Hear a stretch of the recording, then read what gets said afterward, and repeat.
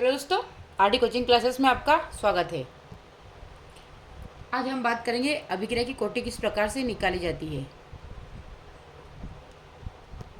ठीक है, अभिक्रिया की कोटि शॉर्ट ट्रिक और सूत्र के साथ निकालना सीखेंगे।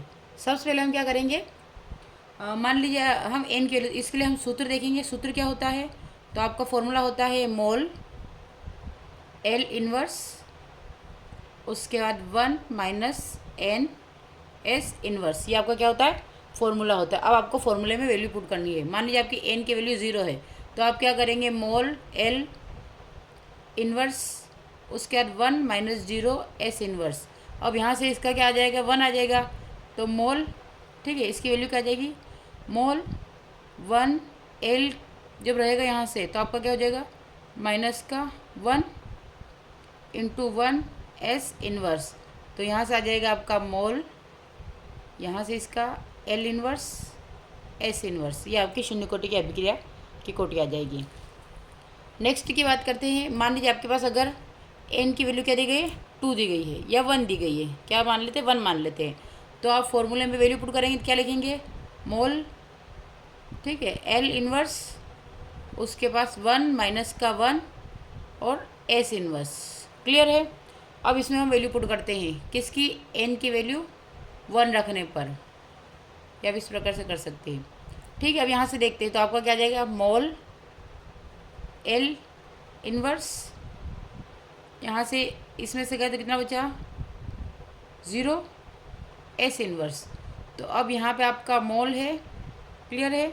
अब यहाँ से क्या बचा, आपका मोल बचा। जब 1 की मल्टीप्लाई 0 से, फिर एल, तो -1 का मल्टीप्लाई 0 से, और एस का मल्टीप्लाई 1 से।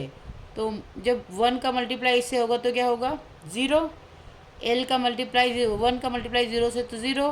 तो आपका डायरेक्टली क्या लिख लेंगे आप, डायरेक्टली क्या बचा आपका, एस इनवर्स। तो प्रथम कोटि की अभिक्रिया, यानी कि ये कोटि है, तो प्रथम कोटि की अभिक्रिया के लिए आपके एस इनवर्स इकाई आएगी, और शून्य कोटि के लिए आपकी मोल एल इनवर्स एस इनवर्स आएगी। एक को लास्ट एग्जाम्पल देख लेते हैं। एन की पावर, यदि आपकी एन की वैल्यू यानी कि द्वितीय कोटि के लिए, द्वितीय यानी एन की वैल्यू मतलब कि 2, तो द्वितीय कोटि के लिए हुए। ठीक है, इस प्रकार से आप इसको कोटि को निकालते हैं।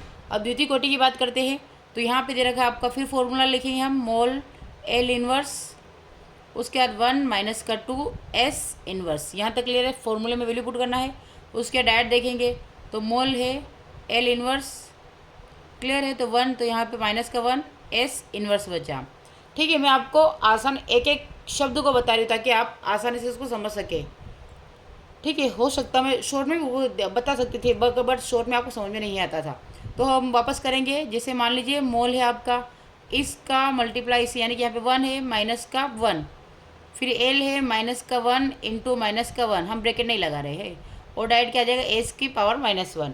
तो अब यहाँ पे -1 तो क्या बना आपका, -1 का मल्टीप्लाई -1 में होगा, तो क्या बनेगा आपका, क्या बनेगा, क्योंकि -1 से -1 बन जाएगा। अब यहाँ पे माइनस माइनस क्या हो जाता है, प्लस हो जाता है। तो हम यहाँ पे 1 हो रहा है, लेकिन हमें लिखने की आवश्यकता ही नहीं है। अब बचा क्या, एस इनवर्स। तो आपके द्वितीय कोटि के लिए आपका क्या आ जाएगा, mole inverse L S inverse. Clear है। तो अब आपके लिए होमवर्क है कि अभिक्रिया की कोटि 3, यानी कि तृतीय अभिक्रिया की कोटि की विशिष्ट इकाई क्या होगी, ये आपका होमवर्क है। कमेंट अवश्य करें। Thank you for watching.